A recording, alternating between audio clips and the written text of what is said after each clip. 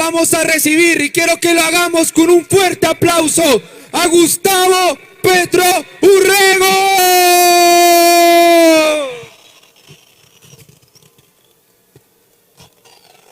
Gracias.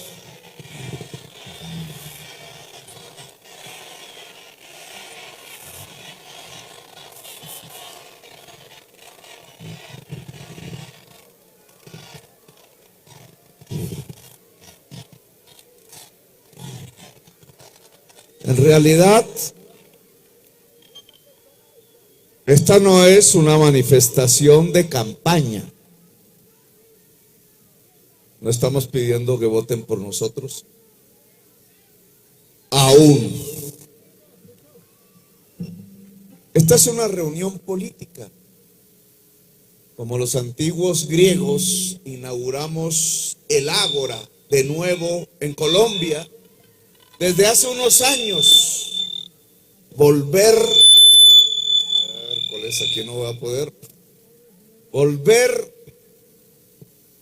a la plaza pública, al debate de ideas, aunque la plaza pública no nos permita el fluir de una conversación entre las multitudes y quienes dirigen la palabra.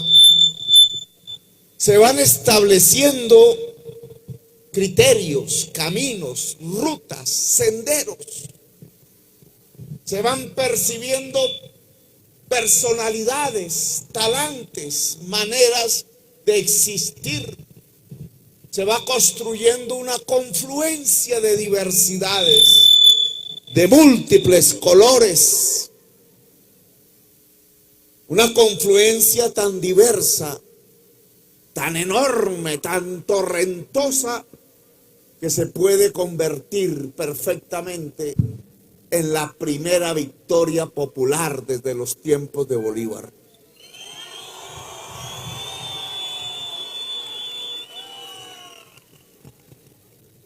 Aunque Bolívar no es muy querido por aquí.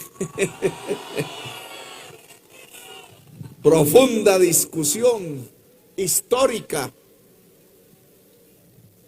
que tiene que ver precisamente con esa diferencia y esa diversidad de los pueblos, la diversidad de las culturas y de las maneras de entender, que en el fondo el arte de encontrar los puentes entre los diversos colores, la diversidad, es el arte de construir una nación. Arte que no hemos encontrado en Colombia, la verdad sea dicha.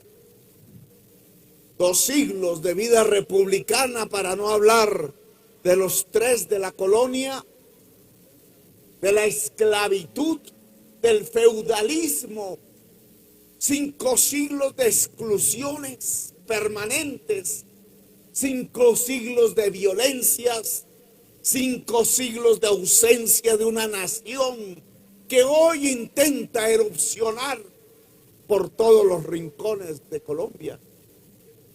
Es que ahora, hoy, se está tratando de construir en realidad la nación colombiana. La nación es un contrato de la sociedad, es un proceso de la historia mediante el cual los diversos constituyentes, la constituyente de la sociedad colombiana va encontrando las fórmulas de un acuerdo, de un pacto, de una historia que nos permita convivir en paz. Esta mañana o hace unos momentos, un periodista preguntaba: ¿y qué piensan ustedes del estallido social? Yo me puse a pensar. El estallido social es el producto de un régimen que ha fallado. Es el producto de una nación que aún no se construye. El estallido social es precisamente el grito de una nación que está por construir. Es la evidencia de un vacío que hoy existe en este territorio y que es que no hemos podido aún pactar entre los colombianos y las colombianas las condiciones mínimas de una existencia digna, de un pacto de convivencia. El pacto histórico es eso, un pacto de convivencia. Y el pacto de convivencia es ni más ni menos que la paz. El estallido social es el producto de un régimen que ha fallado por excluyente, por corrupto, por incapaz. Álvaro Gómez Hurtado lo decía allá desde su camino conservador, desde esa historia patria asignada por las violencias de mediados del siglo XX. Este hombre, godo como le decían, salido de una cuna de oro, hijo de presidente como tantos, Delfín, había encontrado a partir del contacto con el territorio, los pueblos, la realidad misma de Colombia, una propuesta que lo llevó a decir que Colombia necesitaba un acuerdo sobre lo fundamental. Y que ese acuerdo sobre lo fundamental era para cambiar un régimen de la corrupción, para construir una democracia de verdad. Bueno, ese acuerdo sobre lo fundamental de Álvaro Gómez, voz conservadora, la historia goda de Colombia, es el pacto histórico. Y decíamos también no hace mucho en el Salón Rojo del Hotel Tequendama, recibiendo a Piedad Córdoba en el pacto histórico, que desde otras vertientes completamente diferentes a la de Álvaro Gómez Hurtado, que habló del régimen de la corrupción, desde la esquina contraria, desde el punto de vista ideológico, no en las derechas, no en el conservatismo, sino en las izquierdas, insurgentes y armadas, una voz menos cachaca, menos andina que la de Álvaro Gómez, una voz caribeña, libertaria, la del costeño Jaime Bateman, le proponía a Colombia también palpando en contacto con el territorio y los pueblos y las clandestinidades y los temores y las posibilidades de las cárceles y de la muerte. Le proponía a toda Colombia un diálogo nacional. Mire qué interesante episodio del pensamiento político colombiano en las últimas décadas. Desde esa distancia tan enorme que separaba a unos conservadores y a otros revolucionarios, aparecía la misma propuesta. Aparecía la misma propuesta. El uno, el acuerdo sobre lo fundamental, el otro, el diálogo nacional. Era lo mismo. El intento de construir una nación a partir de los puentes entablados en la diversidad misma de la sociedad colombiana. El intento de tejer como las telarañas los hilos conductores que juntaran las diversidades culturales y sociales y económicas y territoriales de la colombianidad para poder construir a partir de ese tejido, de ese acuerdo, de ese ponerse en pacto, la nación colombiana. Aquí entonces está el resumen de toda una historia. Aquí en esta plaza hemos llegado no al final de los tiempos, sino a la conclusión de una especie del confluir nacional, si queremos construir una nación que viva en paz, si queremos construir una nación que sea justa, si queremos construir una nación que produzca y que trabaje, si queremos construir una nación que le regale a nuestros hijos un mejor bienestar que el que obtuvimos, entonces hay que hacer un pacto histórico.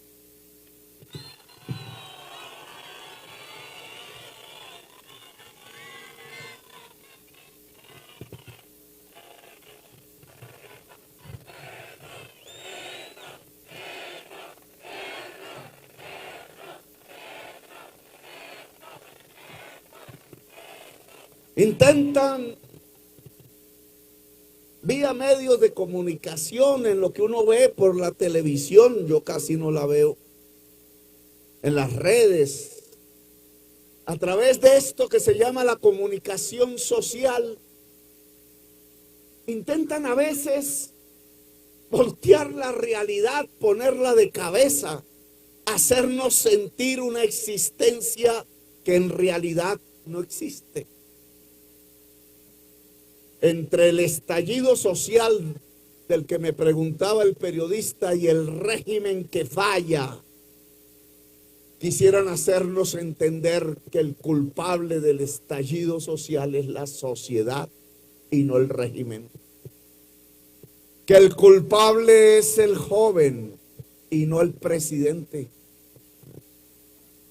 Que el culpable es Petro.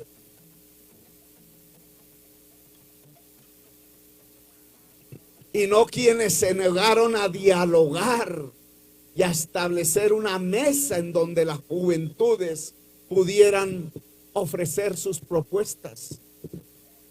Nos quieren hacer creer que en el estallido social no es el régimen el culpable, pobrecito, que fue asaltado en su buena voluntad por una serie de personas a las que llamaron vándalos. Los vándalos contra el régimen, cuando en realidad los tales vándalos eran los jefes del régimen. Cuando en realidad quien tenía la razón es la sociedad que estalla, y quien no tiene la razón histórica es el régimen que falla. Tenemos un régimen que falla, que es incapaz, que integralmente ha perdido completamente los horizontes de la ética, de la posibilidad de la conducción política, social y económica de este país. Ha producido en los últimos 40 años, porque no se trata solamente del gobierno de Duque, que es su peor decadencia.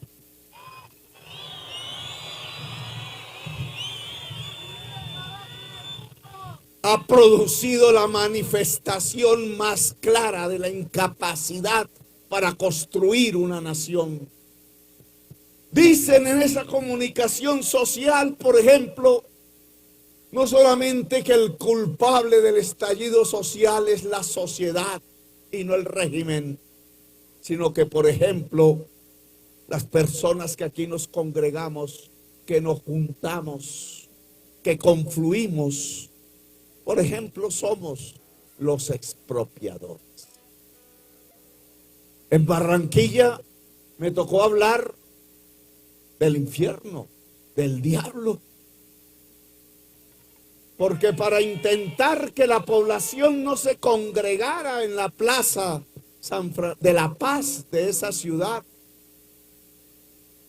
pasaron por cadenas, por medios, por el WhatsApp, por el Facebook, por el Twitter, la idea de que nosotros habíamos era congregado haitianos muy respetables, africanos muy apreciables, venezolanos muy apreciables, y que la plaza estaba llena de esos inmigrantes que iban a hacer un ritual satánico. Entonces me tocó hablar de religión, de decir simplemente que si alguien había hecho un pacto con el diablo, no era el pueblo, no eran las juventudes, no era el campesinado de Colombia, no eran sus pueblos afros, sino la oligarquía de este país, que había convertido el Palacio de Nariño en los sótanos del infierno.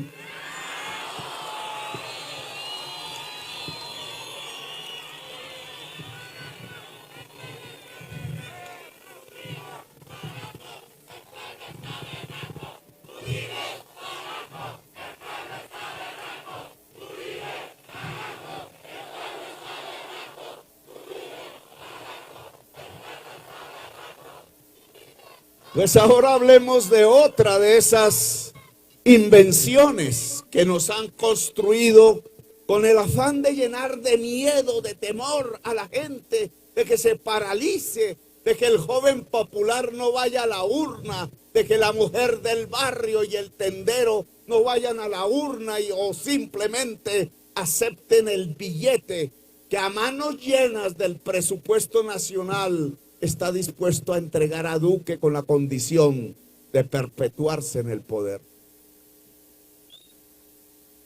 Una de esas mentiras es que nosotros somos expropiadores. Y vamos a ponerlo ahora en esta plaza de Nariño, en Pasto. Una segunda mentira, analicémosla. Hay expropiadores, expropiar, y su contrario es apropiar. Los abudineadores son expropiadores.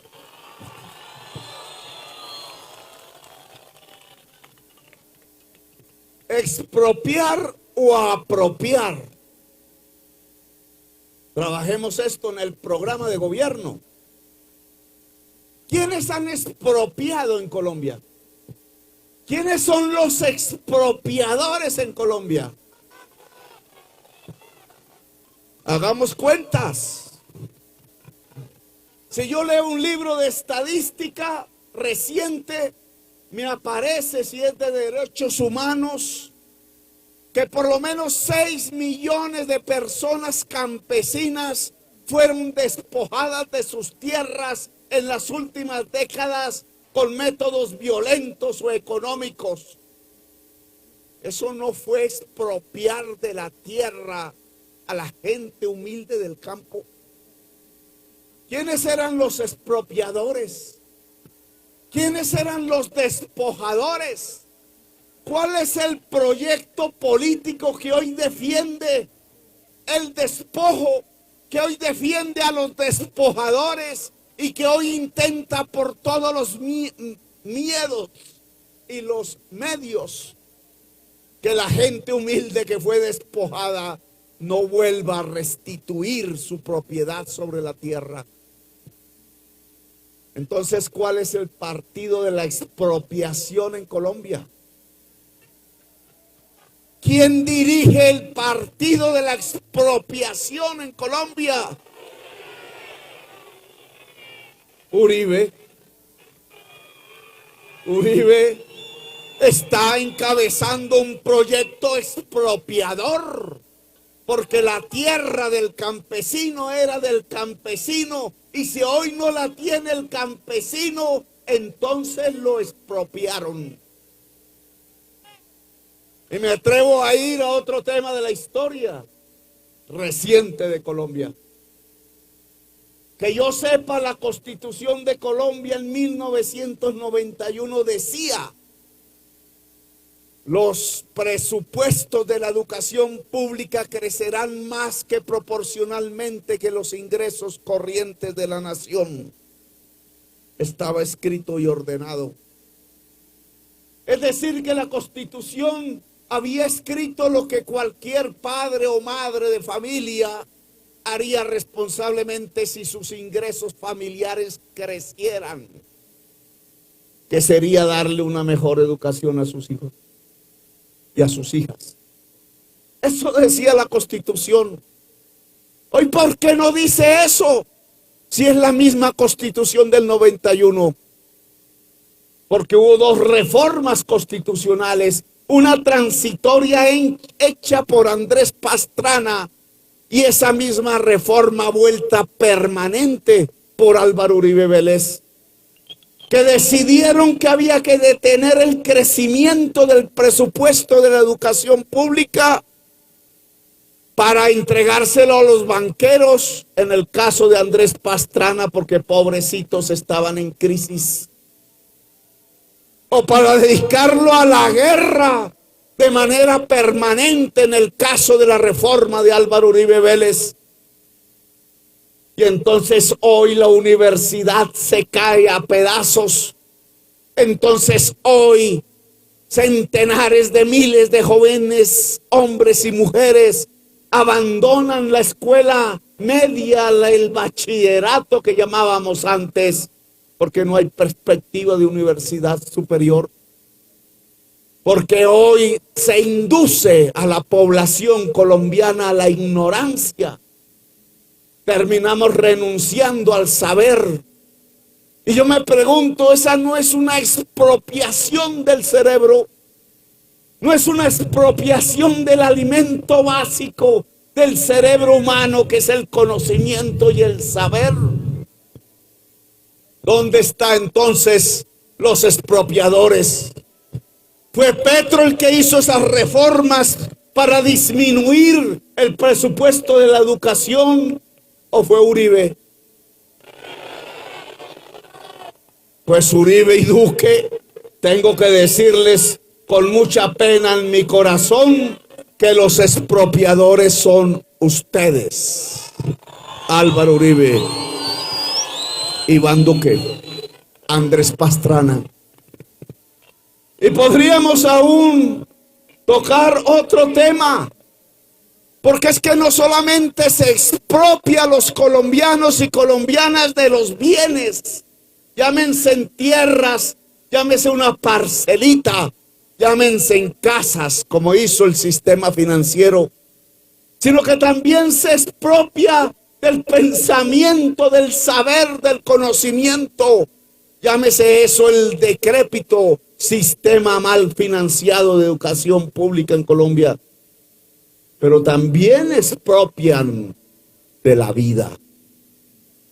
¿O que son los 6.402 jóvenes asesinados sistemáticamente con balas oficiales y armas del Estado para hacerlos presentar como bajas guerrilleras, con la única intención de obtener un aplauso popular y un voto que perpetuaran el poder a los asesinos?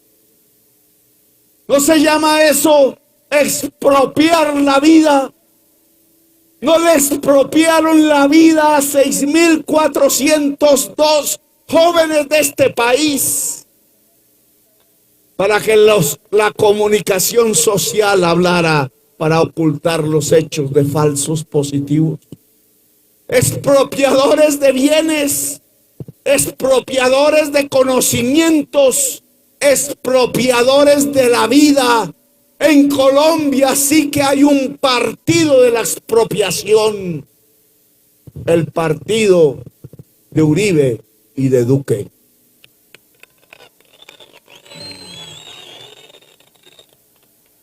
Ahora veamos el otro verbo, el contrario, apropiar.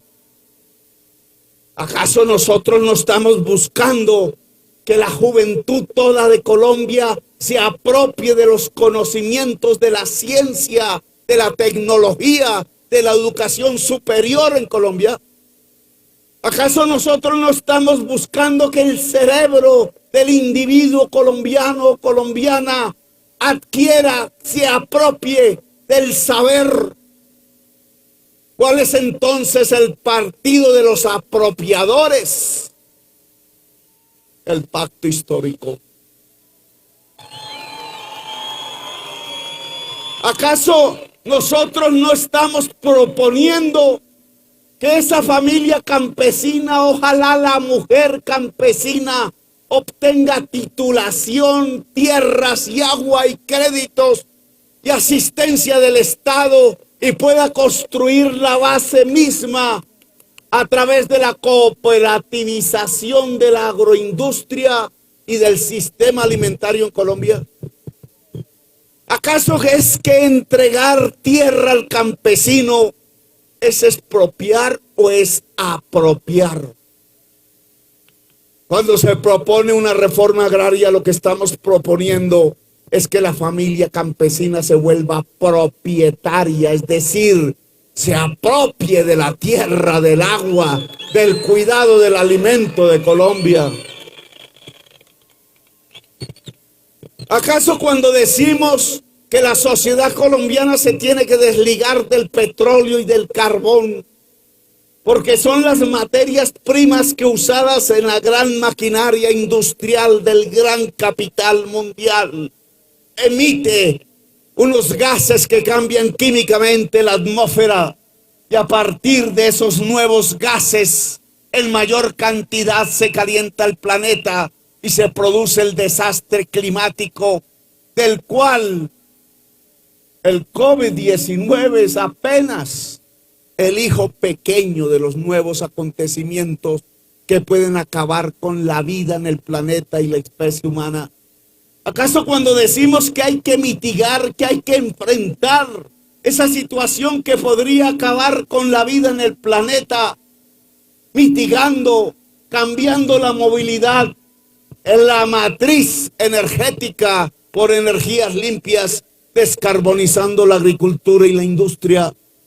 ¿Acaso no estamos diciéndole a la sociedad colombiana que tenemos es que apropiarnos de la vida? Es el pacto histórico el que está pidiendo y luchando por apropiarse de la vida, mientras el régimen que falla está pidiendo es expropiarnos de la vida. Unos son los expropiadores, otros somos los apropiadores. Y fíjense en este tema de la comunicación social cómo va volteando la realidad. Entonces le van diciendo a la señora de la sala de belleza y al señor taxista y al señor agente de policía que es que Petro quiere expropiarlos del taxi, del salón de belleza y de la tierrita y de la finca y de la casa. No, tenemos un régimen que falla porque es un régimen expropiador de las cosas esenciales del pueblo colombiano.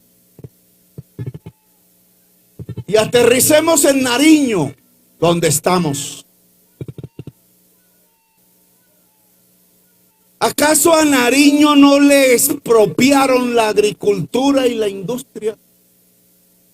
¿Acaso este régimen que falla, que quiere culpabilizar a la sociedad del estallido social cuando es su propia responsabilidad, acaso no ha producido en los últimos 40 años un sistema de ideas dominante en el mundo con el cual se ha gobernado esta sociedad que se llama neoliberalismo? El neoliberalismo no es el liberalismo. El neoliberalismo es una ideología que le está proponiendo al ser humano que entre más y más mercados, negocios y codicias, más bienestar hay. A tal punto ha llegado esa extensión de los mercados y la codicia que los derechos fundamentales de las gentes se convirtieron en mercados.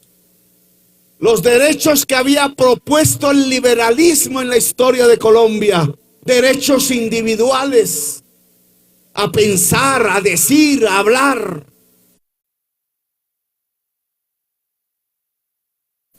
a existir, los derechos colectivos, sociales y de la naturaleza que propuso el progresismo a través de la Constitución del 91 y que no son antagónicos con los derechos individuales.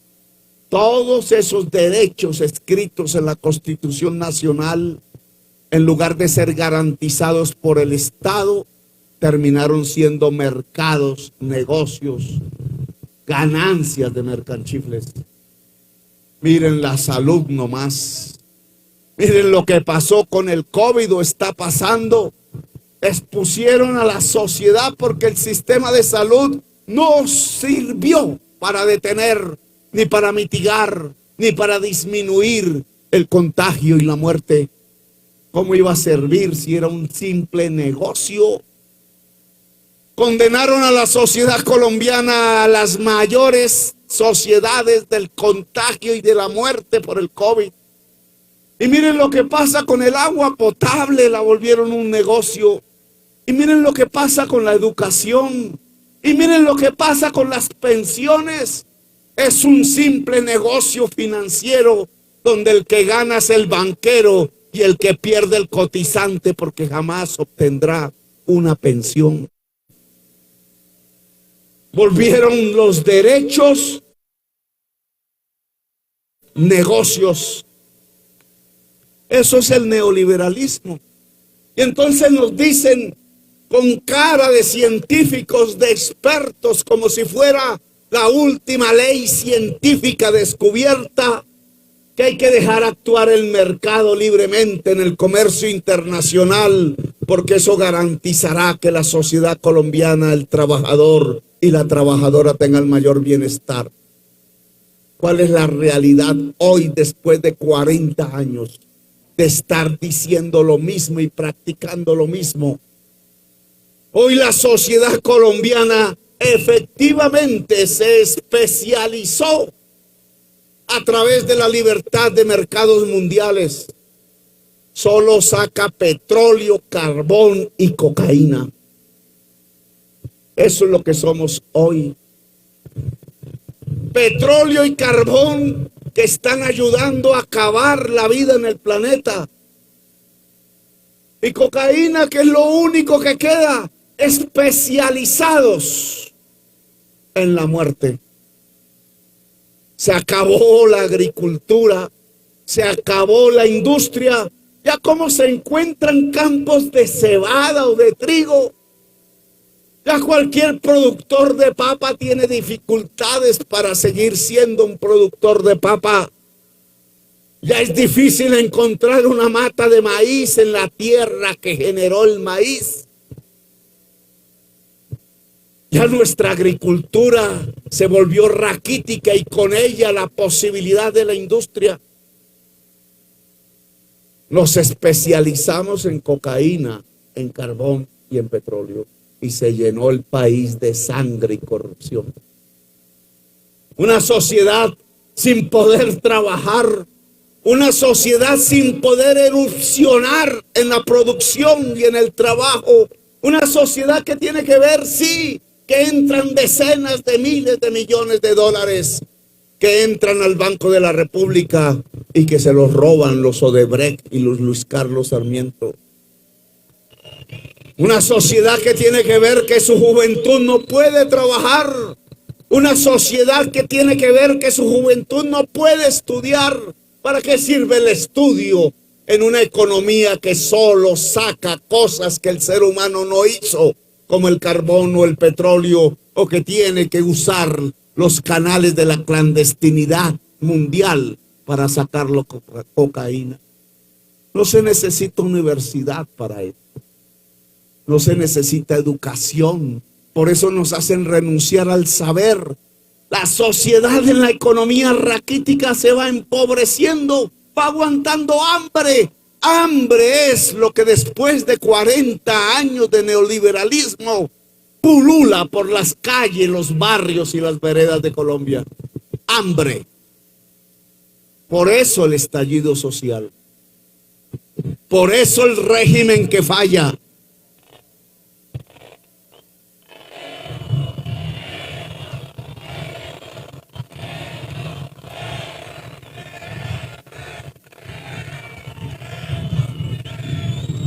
Y entonces lleguemos a Nariño.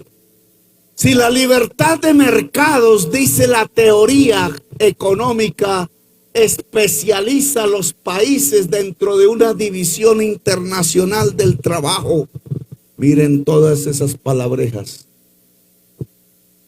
Pues a Nariño la especializaron también. Y no la especializaron en la papa, ni en el maíz, ni en la cebada, ni en el trigo, ni en la transformación de la artesanía en industria.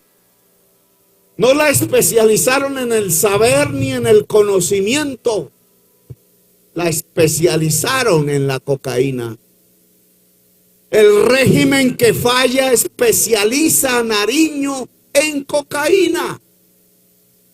Y condena a la sociedad nariñense entonces a ser observadora o protagonista de la masacre, del asesinato, del avance de la muerte.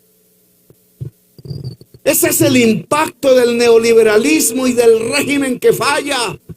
en un territorio que se llama Nariño.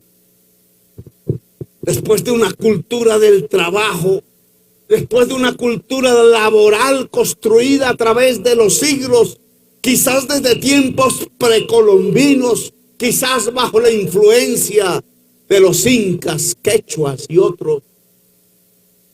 Hoy lo que este régimen que falla le promete a Nariño es especializarla en cocaína, en exportarla.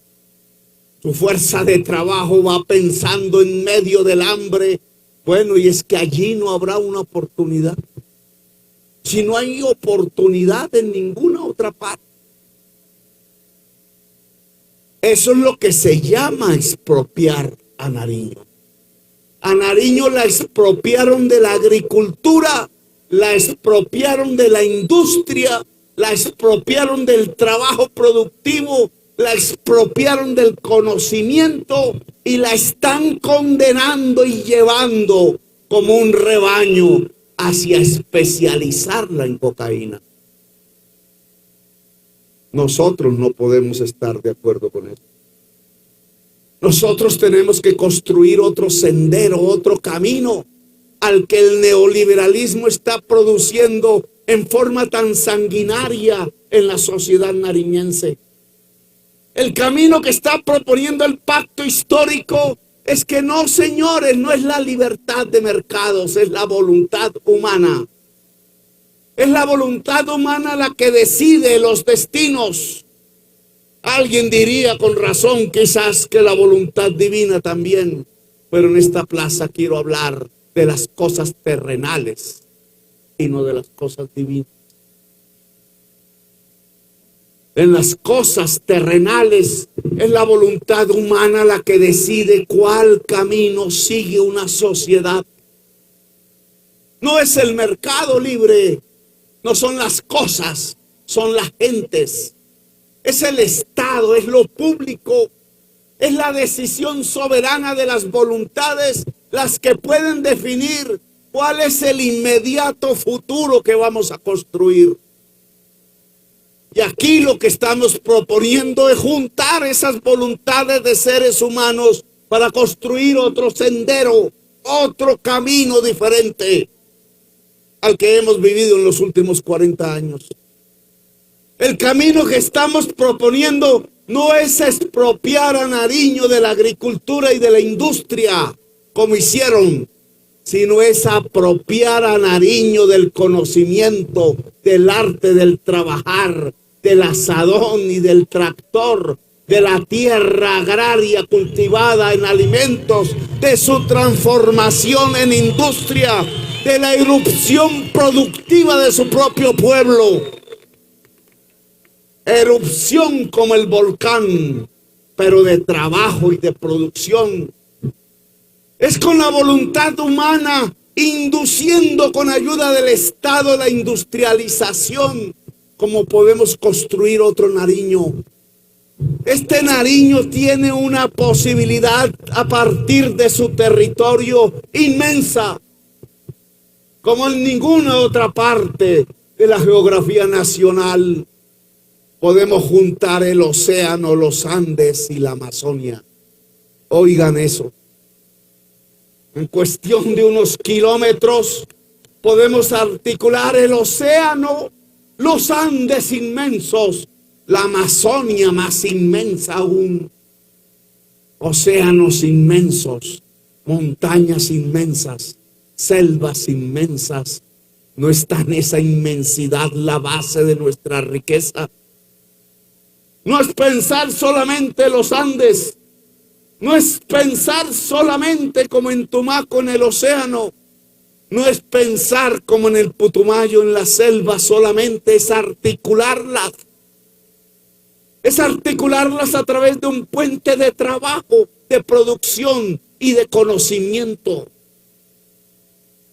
Es un camino que se tiene que hacer no a partir de la libertad de mercados, sino a partir de la decisión del corazón y del cerebro humano. Ese es el camino que está proponiendo el pacto histórico. Es que Nariño no tiene que deberle nada a Bogotá.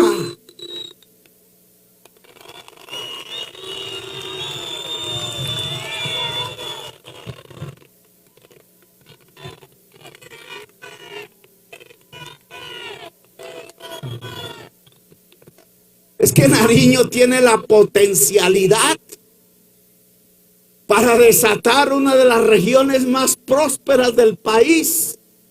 Solo se necesita cerebros cultivados.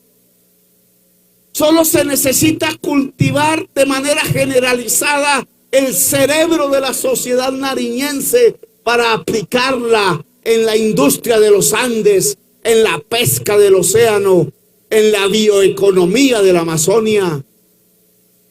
Es que si nos dedicamos a escaparnos de ese camino que nos promete el régimen fallido, el neoliberal, el de los expropiadores, el de la cocaína, y nos adentramos en el camino cierto y consolidado de una industrialización en los Andes, de una industrialización de la pesca, de una bioeconomía de la Amazonia, encontraríamos los senderos correctos, creo yo, por los cuales la sociedad nariñense podría ser una sociedad próspera. Apropiar a Nariño de ese territorio, apropiar a Nariño de ese saber y de ese conocimiento, apropiar a Nariño de esa inmensa erupción productiva y de trabajo que podría significar construir el puente entre el mar y el Amazonas. El pacto histórico promete entonces, no como los políticos, retórica, sino construir con ustedes un nuevo sendero diferente al de los últimos 40 años. Por eso cuando lleguemos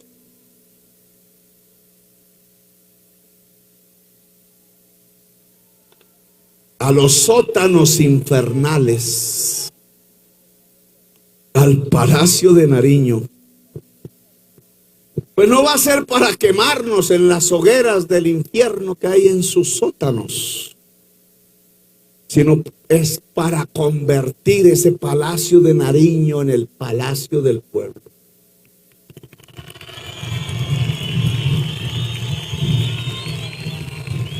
Los sótanos del infierno no van más en la historia de Colombia.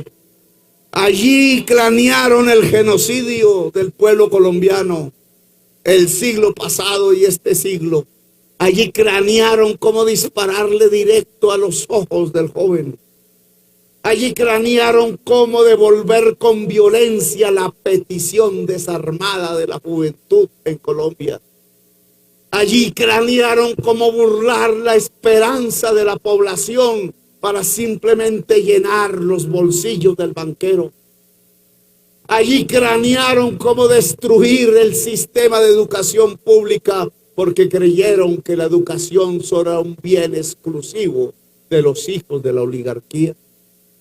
Allí cranearon concentrar la riqueza y producir una de las peores desigualdades sociales de la historia de la humanidad. Allí construyeron los sótanos del infierno.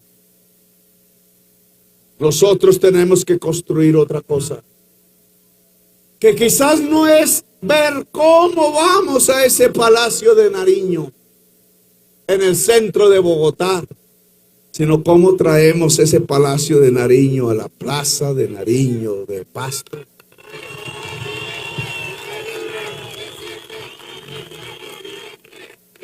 A las tierras negras de Tumaco, a las comunidades indígenas, porque aquí en el fondo, si queremos construir otro sendero diferente en la historia, construir ese pacto histórico, la banda presidencial no se la debe poner simplemente Petro o Francia o Arelis. De eso no se trata el cambio. La banda presidencial se la tiene que poner usted. La mujer, la joven, el campesino se tiene que poner la banda presidencial, la negra, la indígena, la gente que trabaja es la que se tiene que poner la banda presidencial. millones de abanderados presidenciales en Colombia, porque de eso se trata, construir una democracia. El presidente no es el que se sienta encima de las hogueras del sótano del infierno.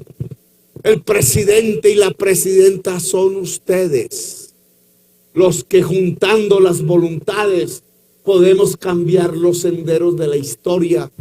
No es un presidente el que va a cambiar la historia, es un pueblo el que va a cambiar la historia. Aquí ya sabemos cuáles son las alternativas de Nariño. No hay sino que abrir los periódicos. La masacre de Samaniego y tantas otras. El policía muerto en la esquina, en la vereda, y el joven asesinado mientras trataba de bailar. Aquí ya sabemos cuál es el futuro de Nariño si este régimen que falla gana las elecciones el año entrante, que no solamente las ganaría en las presidenciales, sino en el Congreso. Aquí toda Nariño sabe a quién sirven los congresistas de Nariño. No le sirven al pueblo de Nariño. Aquí dicen unas cosas, seguro que en las esquinas dicen: oiga, mire cómo trabajo por el pueblo. No, señores, allá votan por la reforma tributaria. Allá votan por acabar la ley de garantías para usar el dinero público para comprar votos de los humildes. Allá votan para construir la especialización cocainera de Nariño. Allá votan por destruir la agricultura y la industria. Allá en ese Congreso votan por construir los sótanos del infierno. Y entonces vamos a votar otra vez por ellos.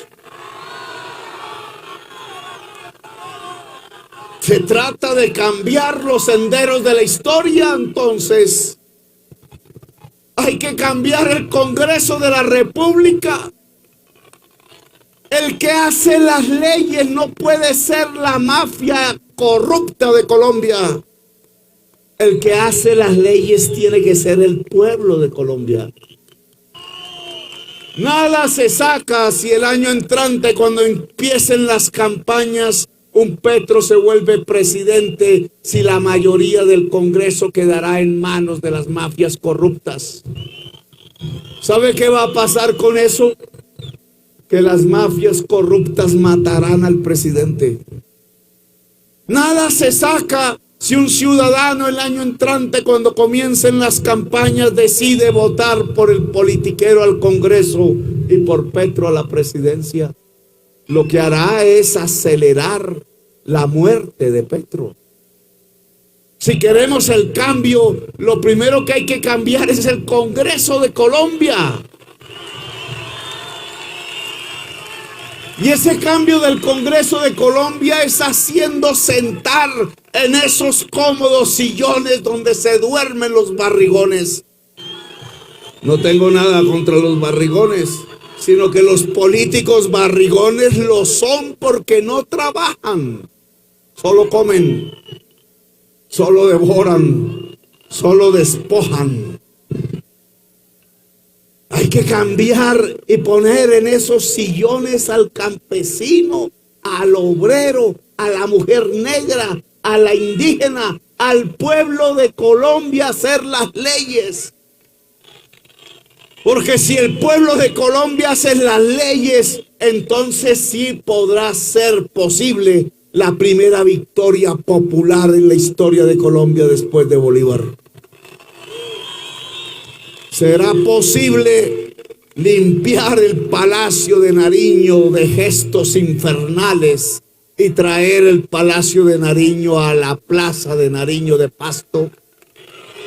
Será posible abrir los grandes salones lujosos para volverlos como Palacio Presidencial, la vereda, el barrio popular, la tienda de la esquina, el campesino cultivador de maíz.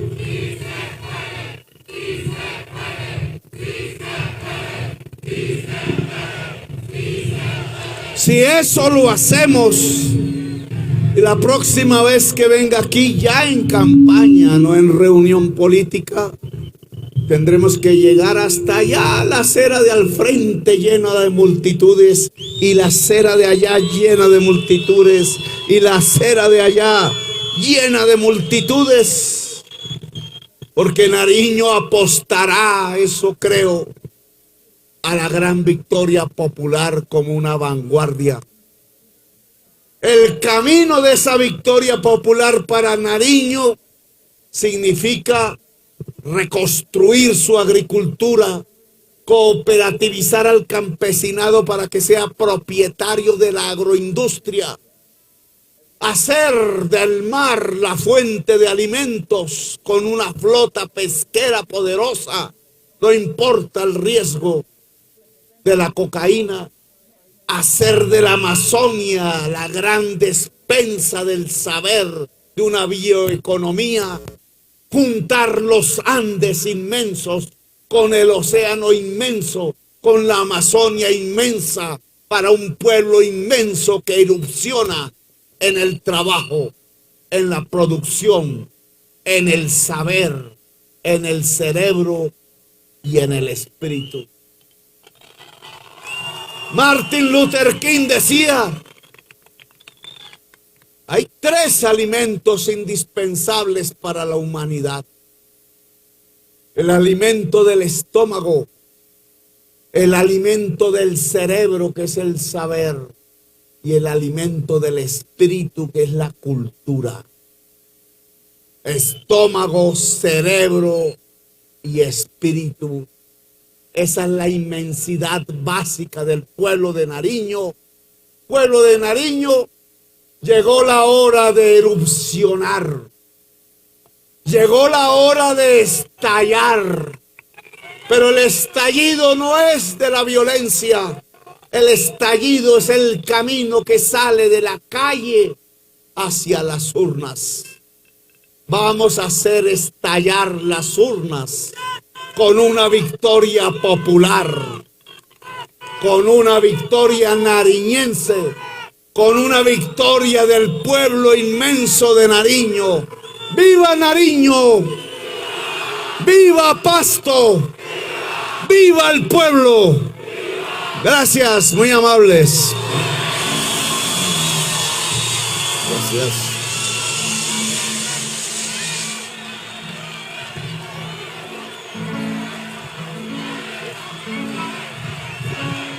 El micrófono.